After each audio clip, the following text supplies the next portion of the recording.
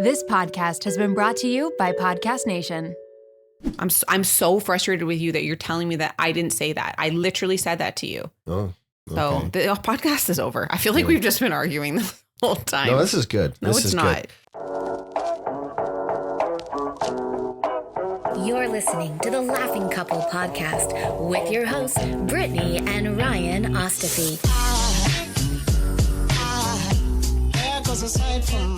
Join them weekly as they discuss topics such as relationships, kids, sex, parenting, all unfiltered and all with a healthy dose of laughter.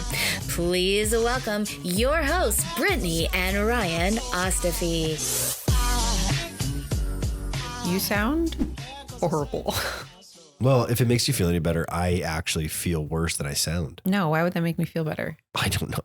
Yeah, I'm so glad Ryan's sick. What a stupid idiot. Yeah, I don't know. This is been lingering. I was sick last week and I have just been getting progressively worse.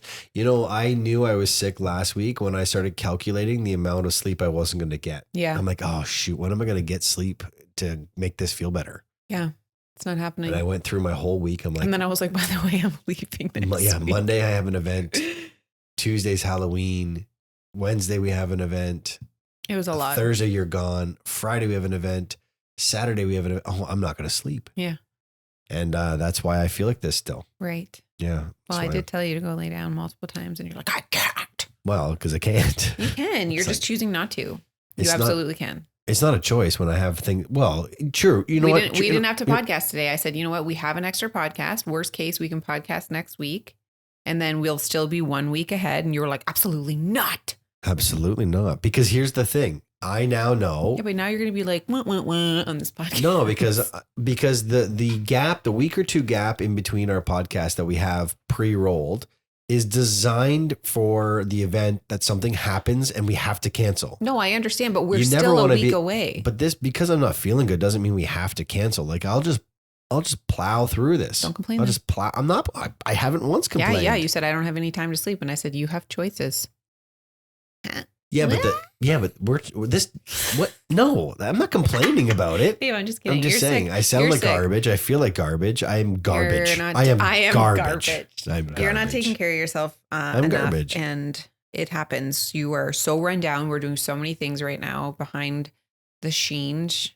What? What? Behind the scenes. Like a sheen, like a shirt? Well, it was just me saying scenes weirdly. Anyways, let's move on. Behind the sheets. I have a whole bunch of random topics to discuss. What? No, I'm not talking about behind the sheets. We've already talked about that on the podcast. Oh, I thought it was such a great idea. Okay, you said that you have, and I love you and you're annoying. So let's hear it. It's not an I love you and you're annoying Brittany edition. It's more of like I've come to realize, and I saw a podcast. You don't see those. Actually, I guess you can see those.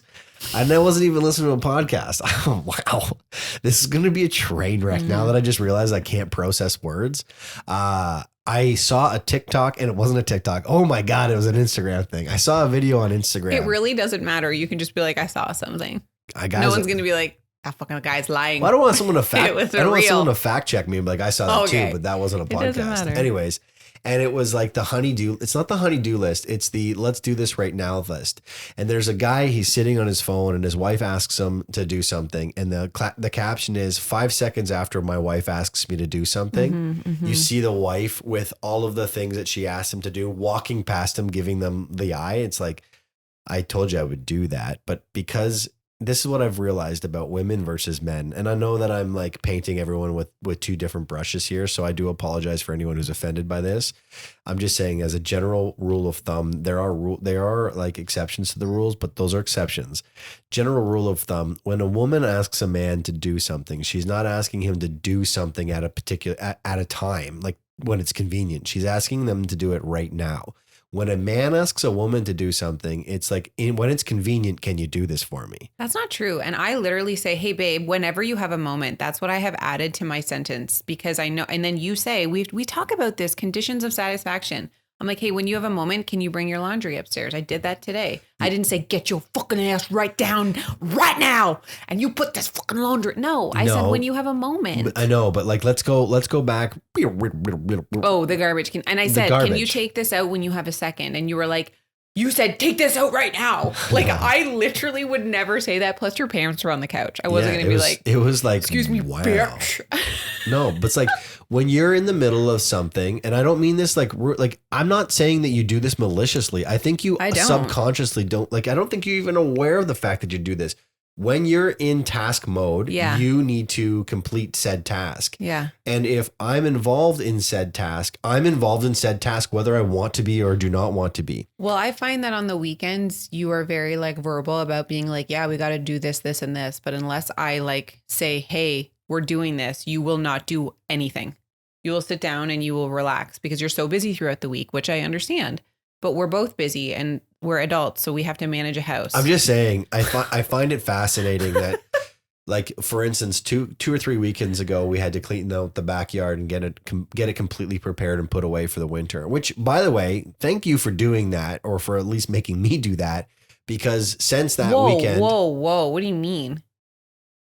Well, thank you for doing that. Like what do you mean? Like, thank you for setting that up. Like, thank you for well, you said thank you for letting me do that. Yeah, like I actually didn't do it. I'm actually the one. It. Like, I'm actually the one that did most of it by myself. Remember, you're like, how come it's not tarped? I'm like, because there was only one of us here. I literally took out so many things while you were eating lunch. Yeah, and I said, can you come help me? And you're like, I'm just gonna eat my lunch. I said, no problem. And then I put away the two huge chairs. Yeah. Started taking away the other chairs. Like, I'm just. Anyways, brutal. All I'm saying is I'm glad you did it. But I didn't have any intentions of doing the backyard. And by the end of Saturday, I had taken all the water out of the hot tub, cleaned the hot tub, reset the hot tub, went to the store, bought all of the stuff for the hot tub, put away all of our furniture, wrapped all of our furniture. And when you were at the store, what did I do? I don't know. Are you fucking kidding me? I have no idea what you were doing. I'm there. I can't see through the country. Like, I'm literally in another township. How am I supposed to know what you're doing? I don't have an app that stares at you. That's weird. What did you do? I cleaned out the whole fucking garage. Are you joking? Like, the whole garage. I moved literally everything over. There's like 8 garbage bags in there. I swept, I cleaned fucking maggots off the ground. That's gross. What were you even doing? Flicking the bean? Both kids were home. No, I had Riley. You had Riley, so I had the younger one. Yeah, Cooper wouldn't know. Anyways, I was joking. You could have been flicking the bean. Joking. I don't know. I'm glad you did that. I'm not saying. I feel very spicy right now. I can tell. Anyways, I'm not saying or suggesting that you did nothing during that. What I'm saying and what I'm suggesting is I had zero plans to do any of that on the Saturday. Yeah. And by the end of the Saturday, and again, thankfully it was done because it's gotten really cold since that Saturday. What a great idea. I would have complained about it. 100%. I agree. I'm agreeing. I'm just saying you decided that you wanted to do this. So then I had to do this is my point. You're such a baby. We're adults. We don't have any other time. You were like the 11th hour man. You would have been like, well, it's December 31st. Let's take down Halloween. The 11th hour man's way better than the minute man. You're welcome. Yeah. What would you rather, Brittany? Would you rather an 11th hour guy or a 1 minute man? It's not in the same context. So it doesn't matter. Okay, fine. Anyways. So that's not my I love you and you're annoying. My God. That's not even it. No, I'm just saying, like, I don't think that's annoying that you do that. I find it fascinating that you do that. Oh, I think that's when someone says, like, I find it so funny, but it's actually not funny at all. I don't find it funny. It's like you're about to talk so much shit. No, I find it fascinating. Like, I can't actually wrap my head around why it is that way. Okay, so here's my insight. I find that we've had this conversation before where it's like females think that men can read their brains, so that we get really annoyed when we're like, you should just know that I need help with X, Y, and Z, right? And then we have the conversations about saying, well, you know what? We're doing each other a disservice. Like, I'm basically setting you up for failure. Like, he should know to do that. So then we have the topic of saying, you know what? I'll ask. I'll say, hey, can you do this? And then you answer, yes, I can. Not right now, another time, whatever. And so then we continue to ask. And now we're being told that that's annoying when we're asking. Like, what do you want from us? What do you want from me? Name that movie. I can name the actress. Okay. And I know what you did last summer. Yeah. Anyways, it's very confusing because we don't ask, we assume that you know, and then you don't know. And so then we ask, and then you're like, why are you fucking asking all the time? Like, I just want to relax. And it's just like, listen. I think you think that's how it works, but it's not actually how it works. You're complaining that I'm asking you to do things and that I'm like, because you just admitted that you wouldn't do any of those things if I didn't bring it up. We are task oriented too, in like the invisible work is what it's called, like in the household, like the invisible things that need to get done, whether that's like cleaning the kids' shower or the bathroom, like things that aren't even on your vision. That's not what I'm saying. What I'm saying is, in a perfect world, if you wanted to do that on a Saturday, you'd say on a Thursday or a Wednesday or a Thursday, hey, Ryan, this Saturday we have no plans. What we really should do is the backyard. And I'd say, yeah, sure. Mm-hmm. What actually happens is on Saturday morning, you decide to clean the backyard and now I'm enrolled in it. No, that's not. I literally I said to you this winter, I said, we really need to clean the backyard. We have nothing going on next week and we should do that. Yes, I did. You didn't say that at all. Yes, you just I did. Made that no, up. I didn't. And this is there is a the most body hilarious language person? part. Is there a body language person? It is the most hilarious part that you don't even line. remember this. You're literally proving my point. Oh, okay. Like I've mentioned to you that it's not. Yeah, you're it's called making this I don't up. remember because I'm too busy. Oh, now you really are gaslighting. You're literally mimicking me. Ryan, and in a way I'm that actually so annoyed right now. I said it's going to get so cold. I do not want to be doing that backyard when it's freezing. We have nothing going on. This is the weekend when we missed Avery's birthday party. I know when it was. I'm so frustrated with you that you're telling me that I didn't say that. I literally said that to you. Oh, okay. So the podcast is over. I feel like we've just been arguing the whole time. No, this is good. No, it's not. Hey, let's go to a story that happened to me at the school parking lot where a woman was really mad at me. We want to do that? Yeah, let's go. Want to do that? Because I got like 2 women that are now mad at me.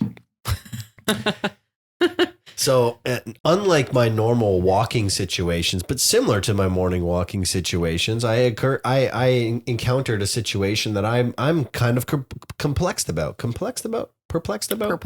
perplexed about this situation, and I am very empathetic to the situation, and I understand why the woman was angry. Yeah, but this I don't is more know, of a school problem. But I don't know how it was my fault. Like it's a school problem. Yeah. So in our school, there is a area. It's a non-curbed area. Now, a non-curbed area should be a walking area, like a path or wheelchair accessible or whatever. It should indicate that there is no parking there. Yeah. So our school and where our children go to school, there is very defined areas of parking that are painted in green and very defined areas of non-parking that are painted in red. And there's only one red area. Yeah, and the one red area isn't where you think the red area should be. It's for the bus. And so I pull up, and I don't really particularly like parking in this spot because I don't feel like it should be a parking spot, but it is a parking spot. And in the morning, you park wherever you can park because it is congested. Yeah. And so I come up and I park in this spot. Now there's a curb to the right, there's a curb to the left, and there's this huge area right in front of the school, which is like 4 deliveries, wheelchair accessible. Yeah. It's a walking thing. Keep in mind, literally every day a new parent is parked here. there. It's not like this area is never being used. It's parked there. And so I park there and I drop off Cooper. And then on my way back to the Lamborghini, I see this poor woman carrying her child who is disabled and should be in a wheelchair, carrying her across the parking lot because that spot that she should be parking in, I'm sitting in. Yeah. And I felt terrible. But keep in mind, it is a parking spot. It should not be it should be blue. Yeah, agreed. If it's going to be any color, it should be blue. 100%. And everyone should know that it should not be parked in. Mm-hmm. And as she's carrying this, she gives me a dirty look, which is fine. Like, I understand it. You said she didn't know it was you. No, she knew it was me. She's staring at me. No, you said this guy shouldn't be parked here. No, the woman that saw her carrying her was very empathetic to her situation and got extremely mad at me. Yeah. And was saying that man should never park there and like huffing and puffing. And I'm sitting here thinking, well, you're right. Yes. I shouldn't park here, but it is a parking spot.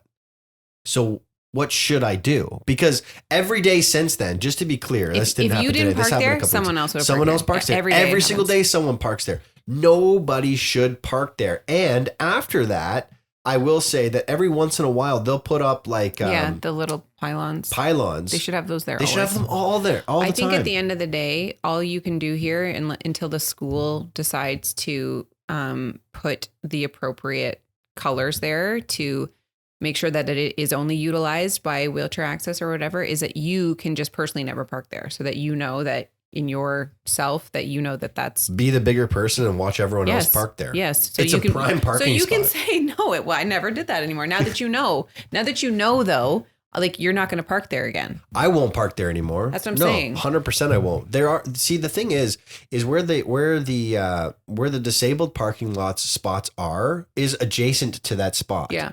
So there is areas for them. Yes, but that's confusing for people here because it really. But they're in the wrong spot. They're so much farther. It doesn't matter. They're way further than they need to be. The school needs to fix that. I agree.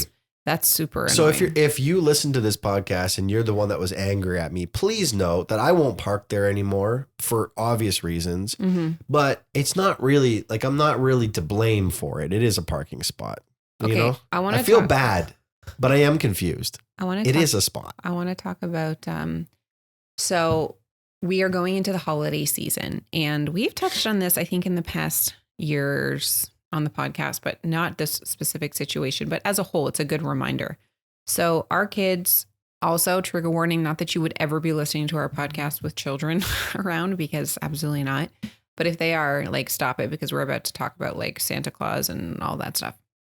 So our kids are still at the age that they believe in Santa. And we are also a family that enforces, practices and talks about Santa Claus, right? Like there's a lot of families in the past couple of years who are very anti-Santa Claus, which is totally fine. Like, I love that for you. I have nothing against that.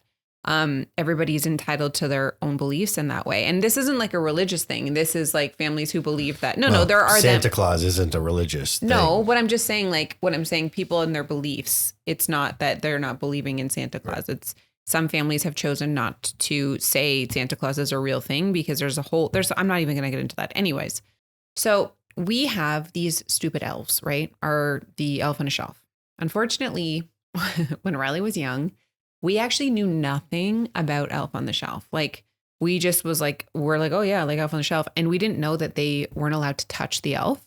So like Riley has grown up with this elf and she's been able to like play with it. There's at the tea parties. And like we had friends come over and their kids were freaking out because she wasn't supposed to touch it. So we've adapted this new rule over the last couple of years. And now, by the way, our kids have 12. They are obsessed with the elves. But our kids are allowed to touch their elves because they have different magical powers. Okay. I'm sorry. That doesn't sound I'm so sorry. I'm trying to keep a straight face, but go on. Tell the world how our kids are allowed to touch their own elves. Please. It's not like that. Please go ahead. I mean, do they rub them? They're allowed to pick them up and move them around. The elf? This is going the wrong way. Stop. They're allowed to move their elves where other families are not allowed to touch their elves. Okay. So we've had to tell their friends when they come over, like, their elves are different. Okay. Oh my God. So Riley goes to school and her one friend is talking to her like, oh, the elves come tomorrow. The elves come tomorrow. It's November 1st. And Riley's like, no, they don't. And this girl's like, yes, they do. She's adamant that they come tomorrow. And we've told Riley, like, they're not coming November 1st. They're going to come December 1st. Like, there's no way in hell I'm putting shit up for 2 months. The elves getting into all of that mischief, right? So they're talking back and forth. And you're like overhearing this conversation, right? Or is this what Riley told you? No, I came in right after the weekend because she said my elves showed up. I told you that they showed up. Sorry. I was right and you were wrong. You left. So so then Riley goes to school and that's when you dropped her off. And she was like, FYI, Riley, I told you my elves came. And my elves showed up. And then Riley was like, what the hell, Dad? Like looking at him like whatever. And then she goes, well, Riley said to her, the way that it worked is Riley says they go back and forth to the North Pole. Right. And she says, no, they do not go back to the North Pole. Only their spirits go back to the North Pole. Your parents hide your elves. Right. Like just dropping this bomb on Riley. And so Riley looks at Ryan like, the fuck? Like, are you kidding? Like, have you been lying to me? And Ryan's like, that's not true, little girl. Like trying to like hold face. Hide these elves. Where would I hide them? And Riley has like access to everything in my house. So adamant. Like, yes, you do. Stop lying to her. You hide the elves. And Riley is like, what the fuck? We actually have to have this conversation with her because you were smiling and you were so mad when you came in. You were like, I mean, it's not her fault. Like her parents have just had a separate conversation, but you were like, she's ruining everything. Like, I'm so pissed off because Riley looked so angry at Ryan because he was like lying to her. So I'm like, you know what? Like we did with, you guys are allowed to touch them. We can just say like our elves are different. Like they go back and forth. Some other elves, they're not allowed to touch them. And maybe that's what happens in their house, but whatever. The point of this whole thing is I think that as parents, it's our job to maybe have a conversation with our kids surrounding these traditions like Santa Claus, like the elves, because there are so many different varieties that are like that happen in the homes. And it's so easy for a child to come to school and just speak about like what happens in their house.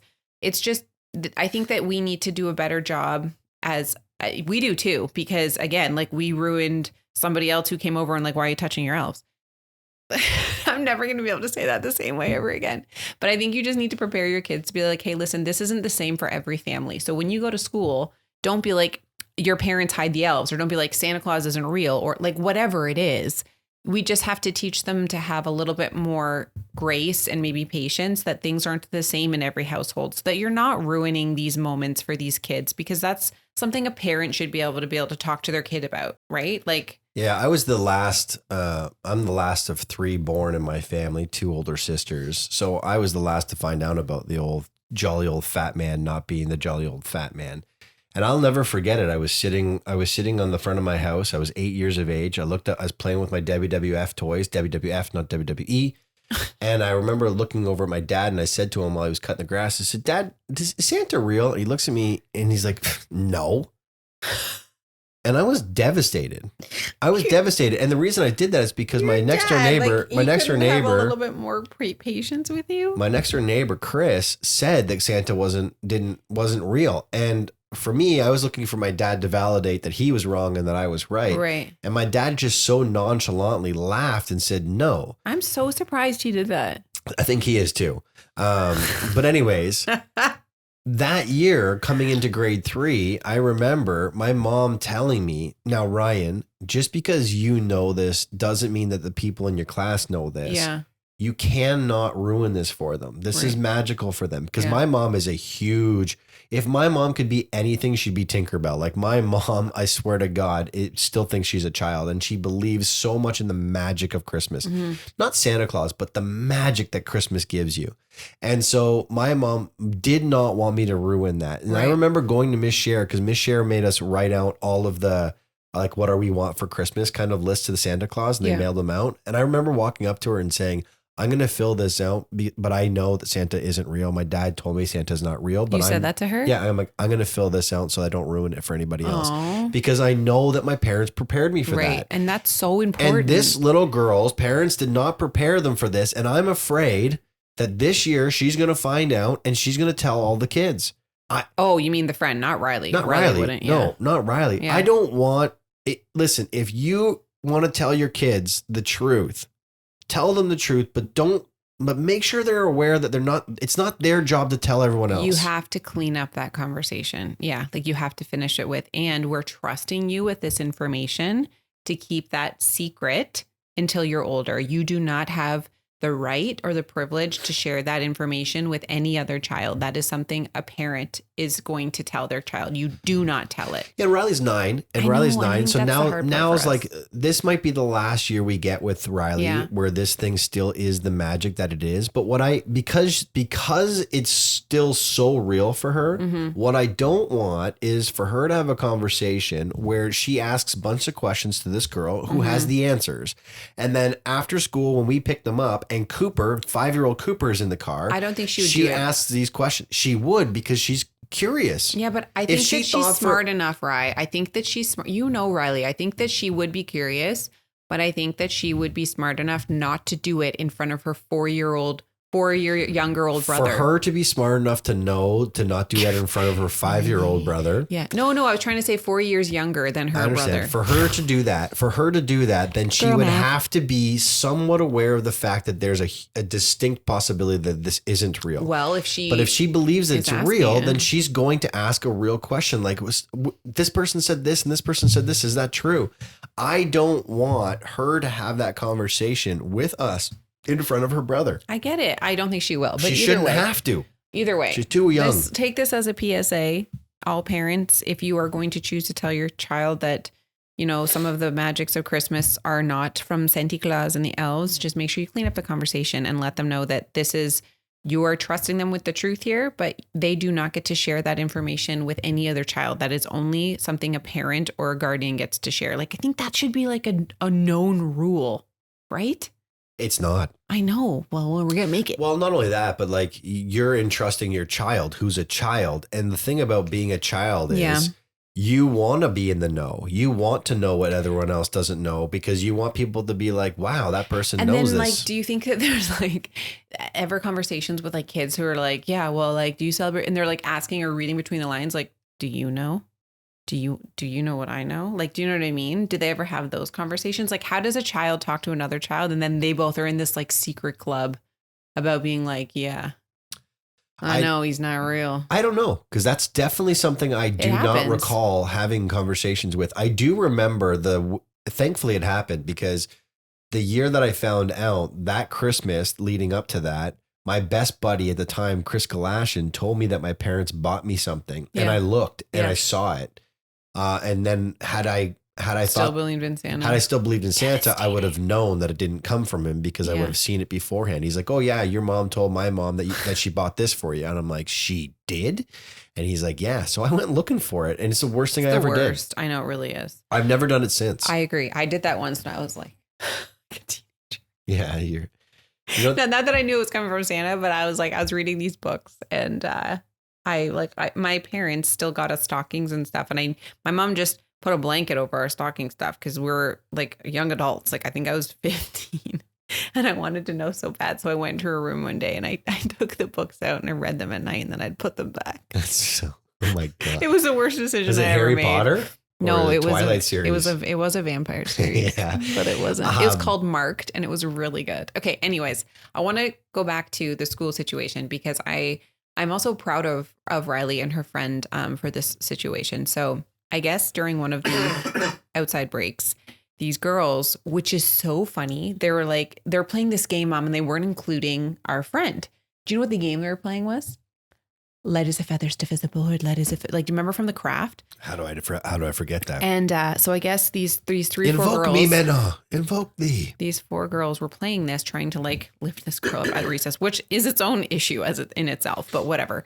And so their friend, I'm not going to name names. Let's call her Kara. Kara came over and was like, "Can I play?" With a C or a K? With a C. Okay. Kara came over and was like, "Can I play?" And the girls were like, "No, you're not allowed to play. We don't want you to play."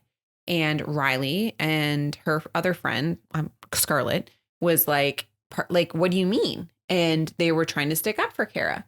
And the girls were like, "Well, we don't want her to play." And so then Riley was like, "Well, then she's not playing. Neither is Scarlett. And we're going to go do something else." And like took the initiative to take the 2 girls and they went and played on their own. She was like, I absolutely want nothing to do with your shit. And like took her away, removed her from that like emotional rejection and like created happiness. Like I was just so proud of her that she was like, no, like, and then both of them were over on the weekend and they retold us the story and it was so cute. Like they were just so like powerful. They're just like, we were not standing for that. And like we played and we didn't want to play with them anyways. And I was like, I love that.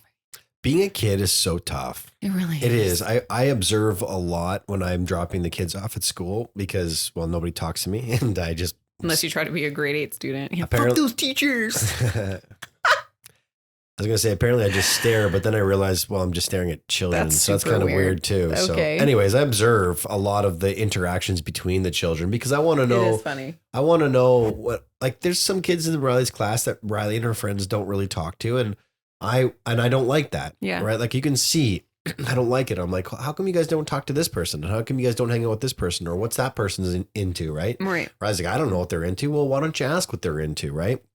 So I want to try to make things as inclusive as possible. And I mean, inclusive isn't like bringing everybody together kind of thing. Like my mom and dad used to make me invite everybody to my birthday parties. My whole entire class got invited because my mom never wanted to be in a situation where someone in the class wasn't invited. So we'd have a big party in the basement with everybody. Anyways, I guess maybe I kind of grew up that way. But I'm watching the other day, and this kid, there's these two boys that are sitting beside this other boy. And the one kid's like, let's get up and go. And the one kid's like, I don't want to go. And so he's like, well, I'm going to go up and go. And the other buddy says, I'll go with you. And they start walking away. And as they're walking away, the one guy who didn't want to go now is in a pickle because he said he didn't want to go. But the other two friends are going. Right. So what does he do? I didn't like this. Is this in Riley's class? Yeah. He calls out to the one kid who says, yeah, I'll go with you. And says, hey, come here for a second. I gotta ask you something. Well, the other kid keeps walking, and now the gap between the kids is way too far. Now this poor kid who decided to get up and walk over now he's got to choose where he needs to go.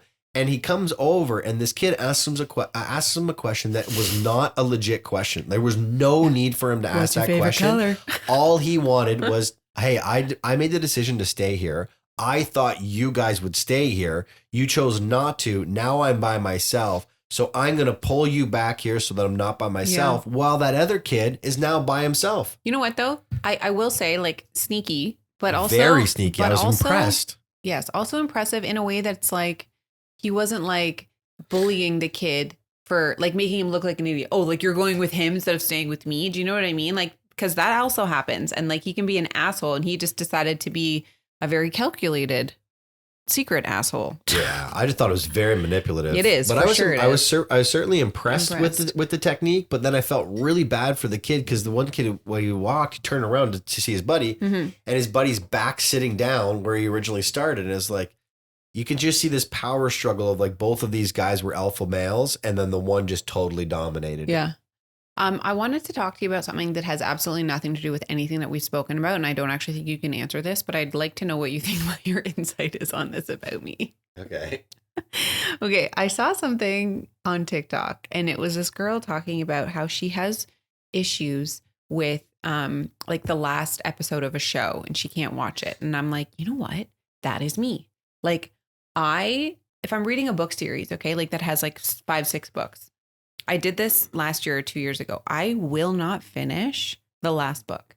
And I've done this so many times, and I don't know if it's like armchair diagnosis, but I feel like there's something internally inside me that's like, well, I don't want this to end. So if I feel like I don't read the ending, then I can still stay in the space where it's like alive all the time. And she was talking about this because Matthew Perry died, right? And she was like, I couldn't watch the last episode of Friends because then that whole space, even that time in my life where I enjoyed that so much, it will no longer be nostalgic for me because it'll be officially over.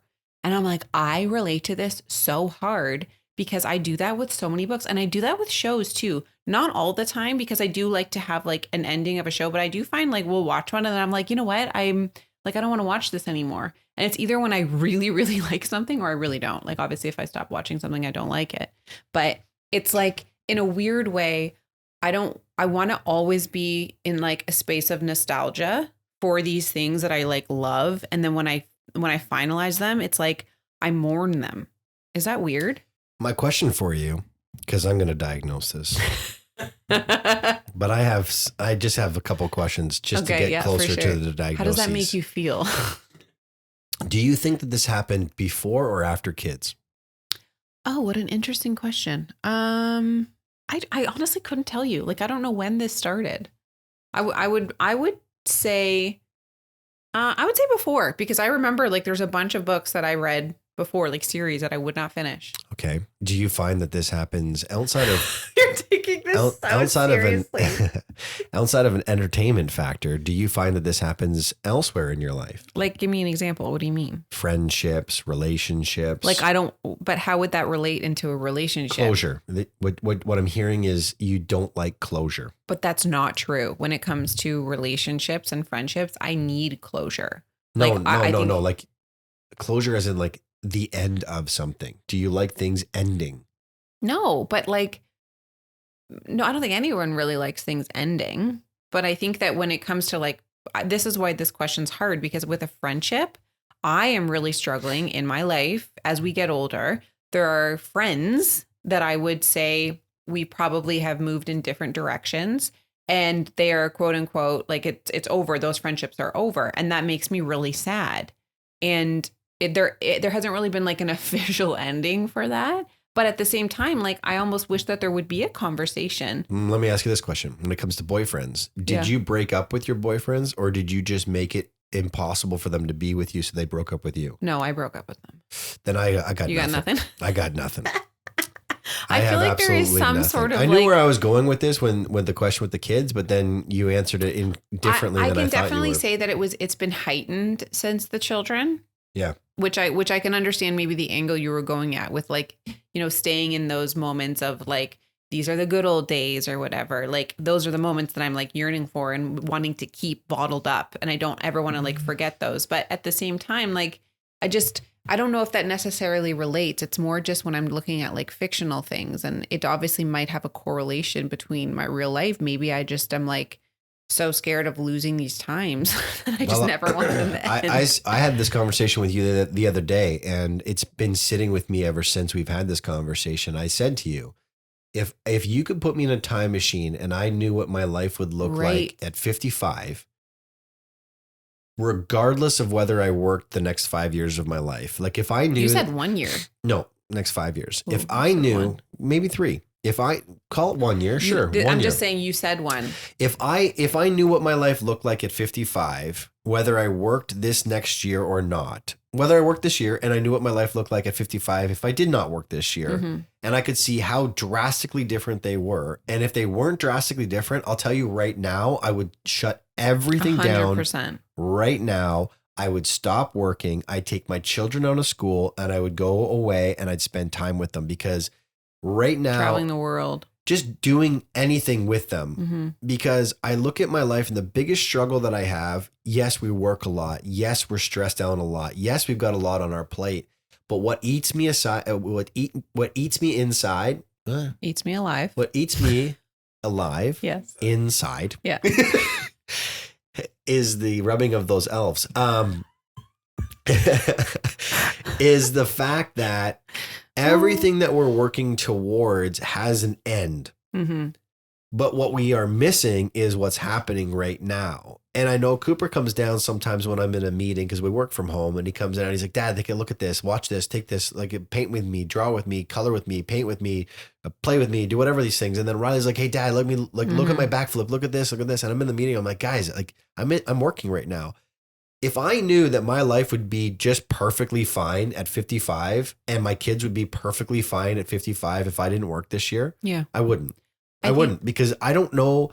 There's never going to be a time in my life that I think is better than right now. Yeah, with because their ages. Cooper's 5, Riley's 9. Riley loves hanging out with me. Cooper loves hanging out with me. Cooper looks up like that dog that I talked about the other day. He looks up with me and like he looks up at me and is like got this smile on my face like of approval. And I know at some point in time, he will be looking down on me because he'll be taller than I am. But it's not even that. At some point in time, I'll be looking across from him. Yeah. And he will be in his own world. He will be in his own space with his own problems, his own things. And I just won't be the guy. And I know I won't be the guy with Riley. And I look at it right now and I'm like, I don't know how much longer we have of just this. If I could freeze time, I'd freeze time. But if I could shut it all down and just spend time in this space, I would. I think you have to give yourself, and I understand what you're saying, because I think any good parent has those thoughts to be like, oh man, like if I'm not spending enough time with them. Any good parent has that on their radar. You know, like that guilt, that parent guilt makes you a good parent for even thinking about that.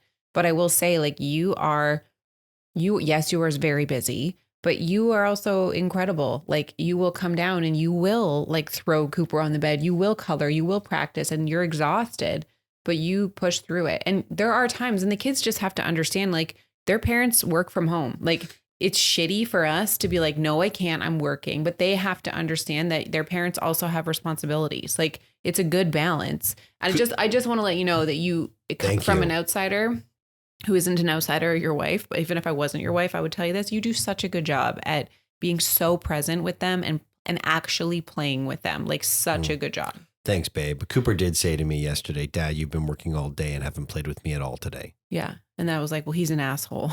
And he's like, well, I know he's right. Like it was 6 o'clock before I shut her down. Yeah, And then I put him to bed and went back to work. There are other days where you finish work at 3:30 and you play with him for 2 hours and then hop maybe back out for an hour. Like it's a balance. It sucks. So it does suck. But being a parent, guys, it's sucks. not easy. It is mental warfare.